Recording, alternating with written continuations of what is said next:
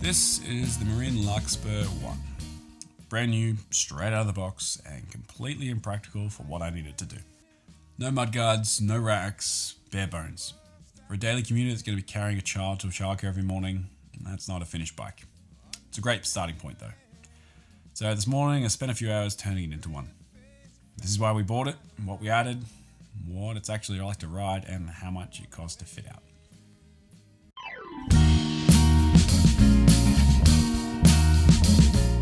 My partner needed a new bike, and I was tasked with finding it. Her main requirement was a step-through in a larger frame size. She finds them easier to mount and dismount, especially with our 2-year-old on the back, and while dressed for work, not a 100-kilometre ride. She's also 180 centimetres tall, which immediately rules out a lot of options. Most step-through bikes in that size either don't exist or are spec'd with components I wasn't willing to settle for. I wanted hydraulic disc brakes and a modern wide-range group set. A lot of so-called women's bikes at this price point don't come close to that.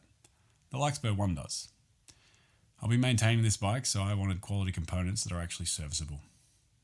The other deliberate choice? No e-bike.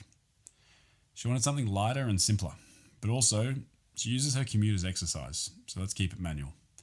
And this bike will occasionally be locked up in the city at night, so one less theft target is one less thing to worry about. I already have an e-bike and she uses that on occasion, so no need to have two in the garage just yet. I scoured the options for what felt like an eternity until we finally settled on the Larkspur 1. We looked at the Larkspur 2 as well, but the extras on that bike didn't quite justify the price difference for our use case. The Larkspur 1 hit the brief. $899.99. The Larkspur 1 is Marin's Adventure Mixty, their words, which is a fancy way of saying it's a step-through steel bike. Chrome ollie frame and fork, 27.5 inch wheels, and chunky 2.35 inch tyres. The steel frame combined with those wide tyres gives a very comfortable ride. No bone-jarring rattles over speed bumps or cracked pavement. The drivetrain is Microshift Advent X 10-speed. I've used Microshift components in the past, but this is my first time using the Advent X group set specifically. Shifting's been crisp out of the box, wide range cassette, gives a sensible spread for both flat commuting and loaded climbs, and the 38 tooth narrow wide chainring up front means no front derailleur to deal with. Right call on a commuter. Brakes are Tektro hydraulic discs, same family as the brakes on my Sausalito E1. Confident, consistent, no complaints. Build quality overall looks solid. Clean welds, tidy cable routing, components that feel well matched to the price point. Nothing on this bike feels like a major cost-cutting afterthought.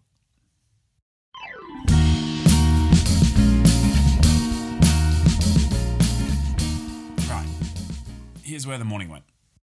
BBB ConnectKick Kickstand, $31.99. First thing on, and one that needed a bit more thought than I expected.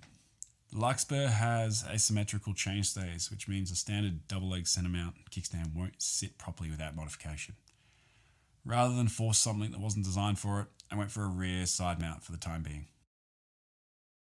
The BBB ConnectKick integrates cleanly with the frame's dedicated kickstand mount, no workarounds needed. Makes sense to get this on the bike first so it can stand on its own for the rest of the build. I'll be keeping an eye out for a more sturdy solution down the track, but this bike needs to get to work. SKS Bluemels Mudguards in 65mm, $40.49. Mudguards on a daily commuter in Melbourne, non-negotiable. I've used SKS Mudguards before and had good experiences. The Larkspur's 2.35 inch tyres needed something wide enough to actually provide coverage, and the 65mm Bluemels were the widest I could easily find that would do the job. Fitting mudguards is always a bit fiddly. You're constantly making small adjustments to get the clearances just right without tyre rub. It's just part of the process. But working with new components where everything is fresh and clean makes it a lot more enjoyable.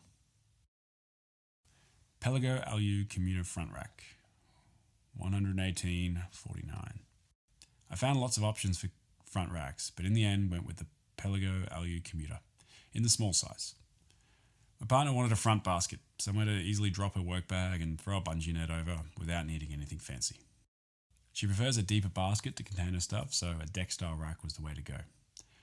The Pelago commuter rack ticked both boxes. Fitment was great, Pelago really gave lots of options for fitment in the hardware kit. It gives a solid platform of what's going on top. BRN Fiandre front basket. Once the rack was sorted, the basket was easy. The BRN Fiandre is a simple wire basket, big enough for a work bag, light enough not to add unnecessary weight. Nothing to go wrong. The partner's workflow, bag in, bungee net over the top, done. That's the whole system. One honest caveat on the front setup. Once the morning childcare drop-off is done and our son isn't on the back, all the weight is up front with nothing on the rear. That puts a fair amount of load on the steering. It's manageable, but it's not ideal, and it's something we're actively working on a solution for. We'll cover that once we've figured it out. Topeak rear rack, $74.95. The last structural piece, the rear rack. This is a Topeak rack designed for their Babyseat 2 child seat system. The same setup we run on my Sausalito E1. It's served us well, so we're not changing it. This rack came off my partner's old bike rather than being bought new, but I'm including the cost because if you're building this from scratch, it's money you'd need to spend. With the mudguards already on, the rack needed some slight adjustments to the upper rails to clear the mudguards properly. Fiddly, but straightforward.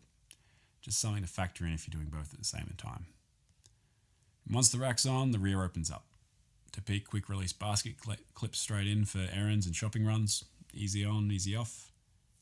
When it's time to ride with our son, the child seat clicks in, he's on the back, and we're ready to go.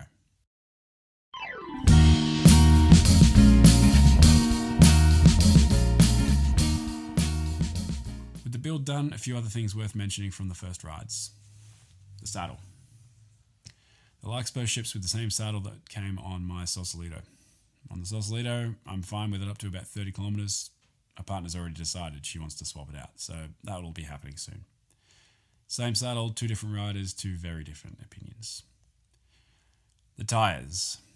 Genuinely impressive for the price, but they might be a touch big for a pure sealed road commuter.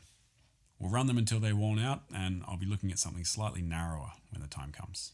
The clearance is there if we ever need it though, so no complaints. The shifter.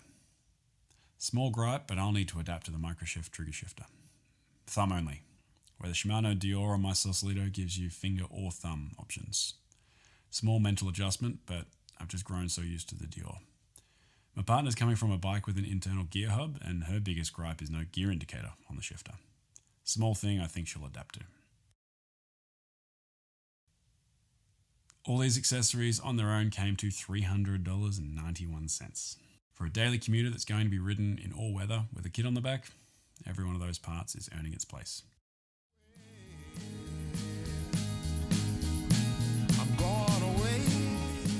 It's early. I don't want to overcall it, but the Marin Larkspur one feels like the right bike for the job. It's lighter and simpler than an e-bike, better specified than most similar bikes at this price point, and the step-through frame makes it generally practical for daily use with a child on the back. The mounting points for all the accessories are in exactly the right places. The bike was clearly designed to be built out, as we've done. We're going to be putting some serious kilometres on this over the next few months. The commute, the morning childcare run, weekend family rides, and I'll come back with a proper long-term verdict once we've got some serious, real opinions on how it holds up. If you've got questions, spec choices, the child seat setup, accessories, how it compares to the e-bike, drop them in the comments.